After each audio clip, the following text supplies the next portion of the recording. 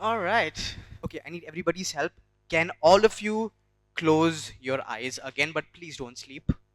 Now, I want you to visualize that there is no one in front of you, no one behind you, no one on the side. There is just you.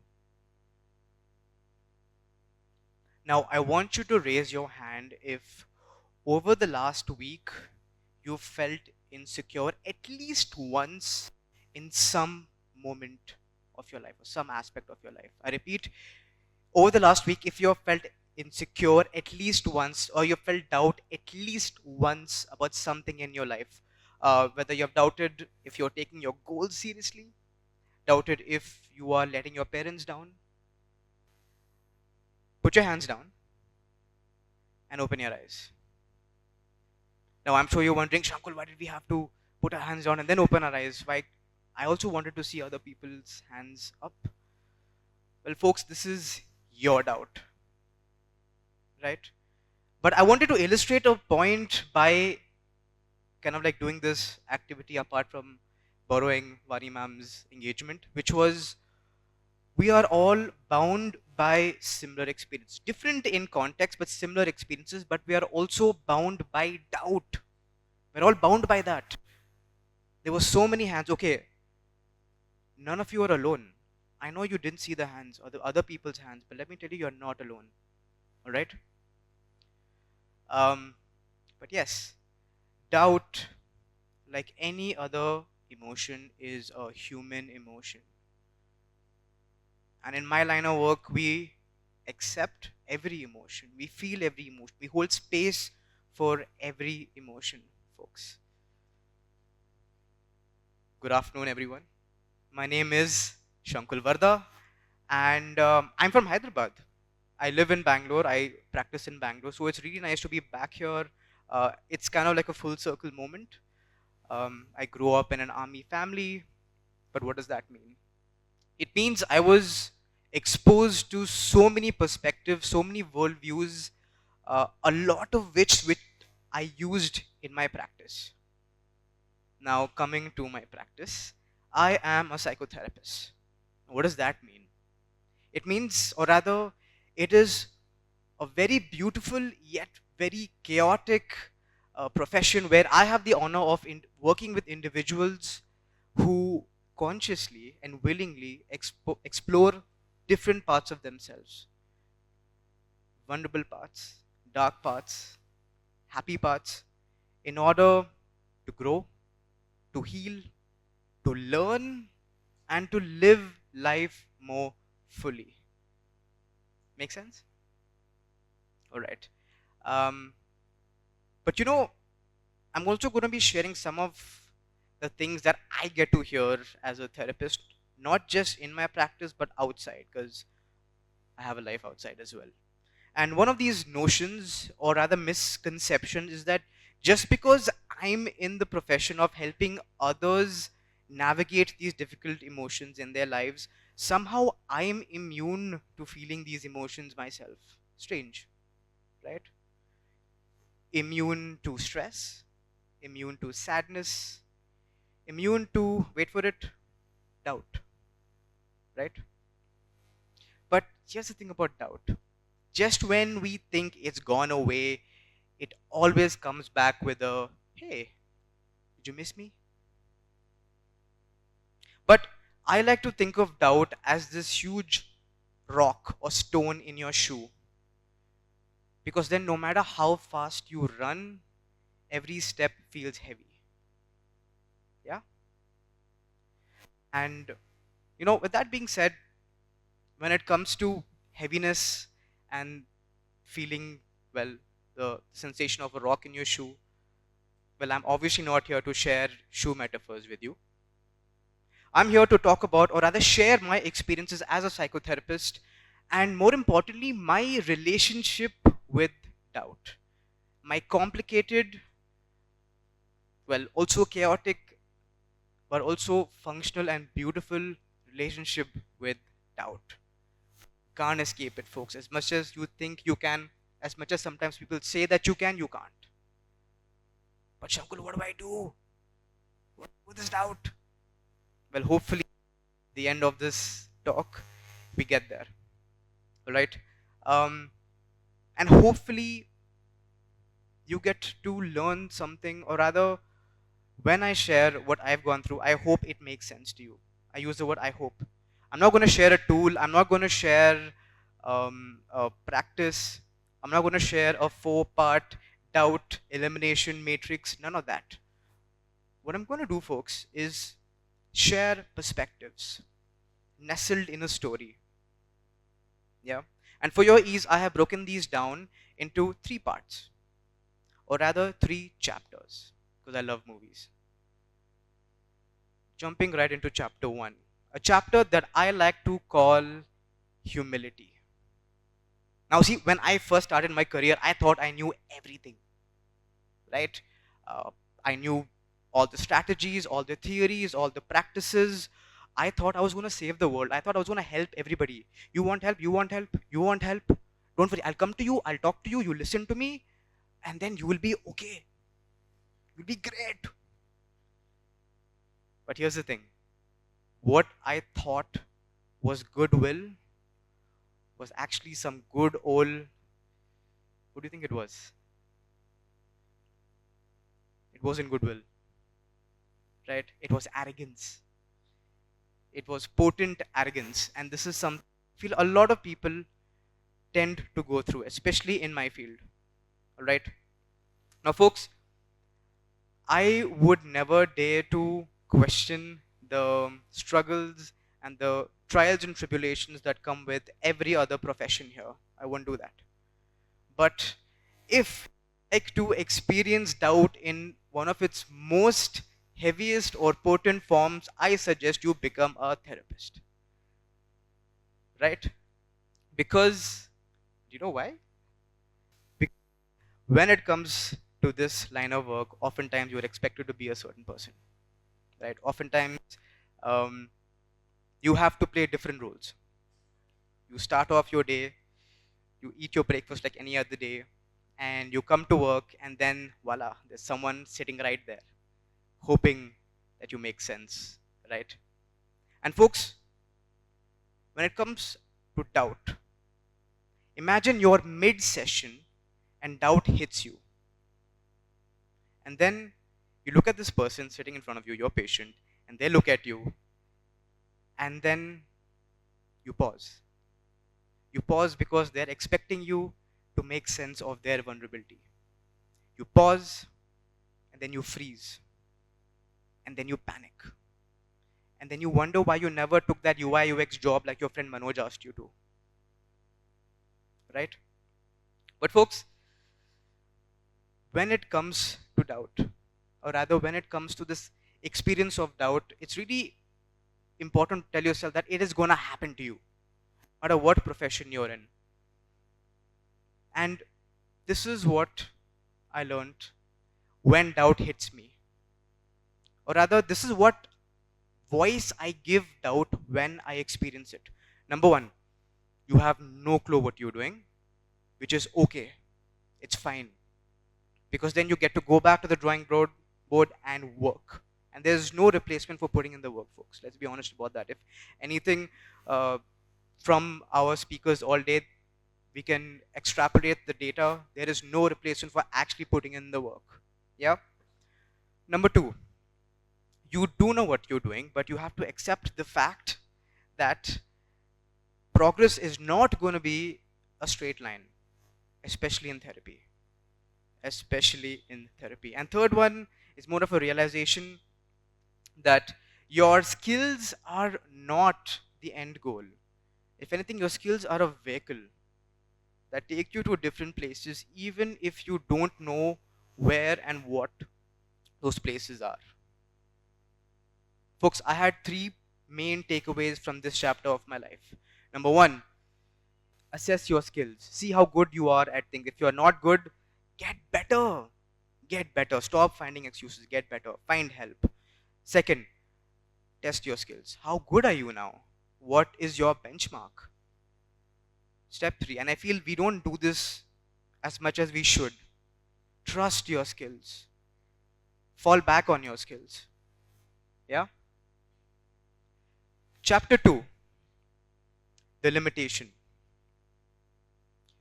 My career started going forward, started progressing, things were falling into place. I was happy, I was in a new city, I had new friends, I was part of new hobbies, everything was going fine. But strangely enough, I was carrying this strange, this notion, this expectation that in order to be a good therapist, I need to have an unlimited source of compassion, right? Unlimited source of compassion. And folks, let me be very real for you. In fact, let me say, for the sake of all our collective being, compassion is not an unlimited resource. And I want to really drive this idea to all of you. So, can you all please say this with me? Compassion is not an unlimited resource. Not in my profession, especially not in my profession, but not in any profession. All right? But folks, when it comes to compassion as well, and when it comes to us thinking that, well, we want to help people, I have the capacity to help people. Capacity, that's another interesting word. Threshold, capacity. These are really important things for us to reflect on, because even as a person, like, forget what you do. As a person, you have limited capacity. And this is something I talk about a lot with my clients. Like, you know what, Shankul, I've been talking to, helping out my client, I've been helping out my mom, I've been helping out with my dogs. I'm so tired. I wonder why. I wonder why it is that. But folks, coming back to compassion, understand that you have limited of it, limited amount of compassion, that you can't do much about it. And in my case, in case you're wondering what happened to me on days where I didn't have much compassion, it started showing up in small ways at first. I started having the kind of exhaustion that did not go away with sleep. I started zoning out in the middle of conversation. I know all of you, this happens to all of you as well, right? Zoning out in the middle of conversation, especially with my friends and my parents, not because I didn't like them, it's just because I didn't have the capacity. And there is nothing wrong with that. Folks, you can deeply care about someone and still feel burnt out. You can try to understand someone's emotional fatigue, you can name it, you can explain it, you can map it, but you can still fail to see it within yourself. A very interesting concept we call the Solomon's paradox. Folks, when I started feeling all of this, when I started feeling that, oh, I capacity is limited, just then a good friend Doubt knocks on my door and says, are you even cut out for this profession? It's a very, very humbling place to be, folks. And I say this not just as a therapist, but I empathize with all the other professionals here, all the other students here. I'm generalizing the experience, not the role, right? So, folks, when that happens, learn to humanize yourself, that it is going to happen. This is what I learned from this chapter of my life. Number one, draw your boundaries. It doesn't matter what you do, you draw your boundaries. Compartmentalize parts of your life with other lives, because at the end of the day, a very different part of the day demands your time, demands your attention, right? Work is just a part of your day. At the end of that day, you need to be a different person. You have to switch. We are not just professionals or students, we're also sons, we're also mothers, we're also friends, we're also hobbyists, we're swimmers, whatever it is. That role demands your attention, so you have to show up for it. Make sense? All right. Last chapter, the giggles. All right. I've always loved cracking jokes. In fact, the worse the jokes, the lamer the jokes, the better. My friends and family can attest to this. If you don't believe me, I can show you the threats that I receive on my WhatsApp. But folks, I love movies so much so that, uh, in fact, I used to love watching movies by Robin Williams and Jim Carrey so much so that I integrated parts of their persona into mine. And I know all of you do this. I mean, you spoke about Taylor Swift, and I know a lot of you related to that, and I'm sure some of you do that as well. You integrate parts of the people that you look up to, look to be into you, right? So that's what I did, and in fact, I brought these parts to my therapy sessions, which was a game changer, right? And I mean, after that, when it comes to humor, when it comes to taking yourself more lightly, I was getting better. I think I did better in general. I was getting better at regulating myself. I was getting better at managing my own emotions. I was holding space for myself. I was breathing through the heaviness and not just absorbing it. Make sense? But did I stop making mistakes? Of course not. I made plenty of them. Did our good friend doubt stop visiting me? Of course not. It came and it went, and I welcomed it. And I showed it the door also. Right? But, folks, let me just switch gears here and zoom out entirely and say this. We live in a world where everybody is constantly training them to be more calm, more composed, to say the right thing at the right time all the time. Right? And oftentimes, when I'm around people who also make mistakes, they chose to be stoic, they chose to be wise, but I chose to be silly. You're right. You heard me correct. I chose to be silly because when I make a mistake, I take accountability, I take responsibility, I make amends, I am even hard on myself, but I also laugh at myself. Because when you do that, you give an outlet for that pain. The pain is there, the situation is there, you have to resolve it. There's really no replacement for that, but you have to, rather, you need an outlet, right? Now, folks, when it comes to this particular chapter of my life, uh, sometimes when I'm down, because of course, why wouldn't I? Right? I just mentioned that I feel all of these things too. When I'm down, when I don't feel like doing much, when I'm just sitting in the corner, and sometimes when a friend comes up to me, puts his hand on my shoulder and says, "Hey man, Shankul, I'm so worried." I just look at my friend and just go, "Hi, worried? I'm Shankul." And then he punches me in the kidney. But folks, the point of this, the point of why I'm saying all of this is because not great things are gonna happen to you. I wish they won't. I wish they don't. I wish they don't happen to me, but let's face it, they're gonna happen. You're gonna mess up, you're gonna fail, and that's fine. But take a moment to laugh at yourself. Because when you do that, strangely enough, you strip away the power from those not great things. And this is what I learned from this chapter, folks. I learned that I get to choose any lesson in any way I want, regardless of where it comes from. Yeah. I learned the importance of emotions and thoughts in the shaping of behaviors from cognitive behavioral therapy. I learned the importance of having a sense of purpose and driving it and building it and nurturing it from logotherapy. I learned the importance of knowing that I am the main character in my life and I get to rewrite my story in any way I want from narrative therapy. I learned the importance of having the kind of people to laugh with and not just laugh, be laughed at. From my friends, I learned that डर के आगे जीत है, from thumbs up. It doesn't matter. It doesn't matter where your lessons come from. It matters what you do with it. And folks, doubt. Doubt is going to come.